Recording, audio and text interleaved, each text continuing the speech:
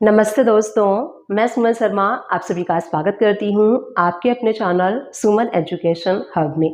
आज के इस वीडियो में डिस्कस करने वाले हैं टीडीएस के सेक्शन 194 IA के बारे में।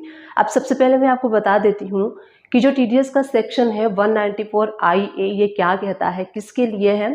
तो ये सबसे पहले जो ई मूवेबल प्रॉपर्टी का सेल परचेस किया जाता है उसके लिए इसके ऊपर टीडीएस डिडक्ट करते हैं एट द रेट ऑफ 1%। और जो थ्रेशोल्ड लिमिट है मोर देन 50 लाख रुपीज़ की, अगर आप कोई भी ई मूवेबल प्रॉपर्टी परचेस करते हैं तो उसके ऊपर आपको एट द रेट ऑफ 1% से टीडीएस डिडक्ट करना होता है। तो सिंपल सी कैलकुलेशन क्या है, मान लीजिए कि आपने किसी सेलर से मोर देन 50 लाख रुपीज़ का परचेस किया है प्रॉपर्टी का, उसके ऊपर आपने simply at the rate of 1% TDS deduct करके और अपने सेलर को पे कर दिया है।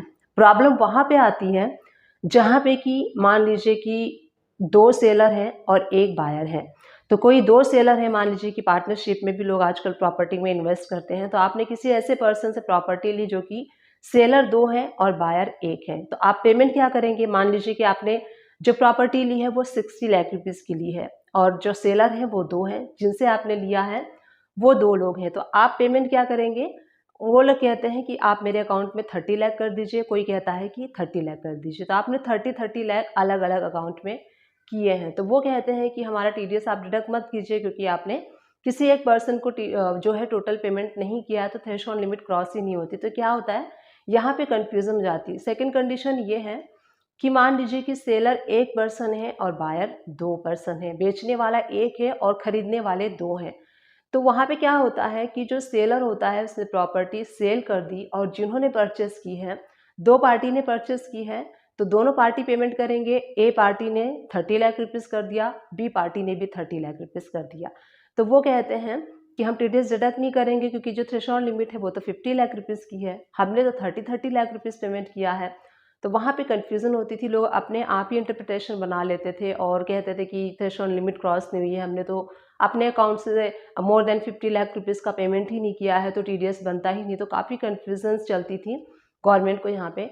तो अभी बजट जो आया था 23 जुलाई 2024 को, वहाँ पे प्रोविज़ो ऐड किया गया है कि अगर आप यहाँ पे प्रॉपरली लिखा हुआ है, अच्छे से प्रॉपरली लाइन लिखी हुई है कि जो immovable property sale and purchase होती है, चाहे वहाँ पे बायर 2 हो, चाहे वहाँ पे सेलर मोर देन 2 हो, 2 बायर हो या फिर 2 सेलर हो, जो कंसिडरेशन की जाएगी, जो वैल्यू कंसिडरेशन की जाएगी वो एग्रीगेट की जाएगी। मान लीजिए कि 1 सेलर है, 2 बायर हैं और दोनों ने 30 लाख की है, तो वहाँ पे 60 लाख कंसिडर किया जाएगा और 60 लाख के रुपीज़ के ऊपर आपको at the rate of 1% TDS calculate करके और उसको पे कर देना है। मान लीजिए कि 1 सेलर है, 2 बायर हैं या फिर 2 सेलर हैं, 1 बायर है, कोई एक बायर दोनों सेलर को दोनों अकाउंट में पैसे कर रहा है, तो आपको कंसिडरेशन करना है, टोटल कंसिडरेशन वैल्यू के ऊपर ही आपको टीडीएस डिडक्ट करना है।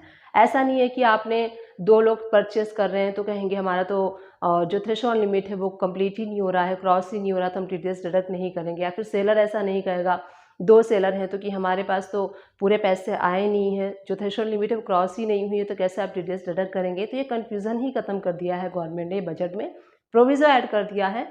कंसिडरेशन के बेसिस पे आपको एग्रीगेट वैल्यू करनी है, टीडीएस वहाँ पे at the rate of 1% deduct करके और जो बायर हैं और जो सेलर हैं उनको आपको पेमेंट करना है। तो उम्मीद करती हूँ ये जो टीडीएस का 194 IA सेक्शन मैंने आप लोग के साथ डिस्कस किया है, जो कि ई मूवेबल प्रॉपर्टी की सेल एंड परचेस के लिए किया गया है, ये आप सभी लोग के लिए हेल्पफुल रहा होगा। अगर हेल्पफुल रहा है तो प्लीज़ मुझे सपोर्ट कीजिए, वीडियो बनाने में काफ़ी मेहनत लगती है, मेरी तबीयत ख़राब होती है तब भी मैं वीडियो आप लोग के लिए बनाती हूँ, तबीयत अच्छी रहती है तो मैं खुशी खुशी वीडियो बनाती हूँ।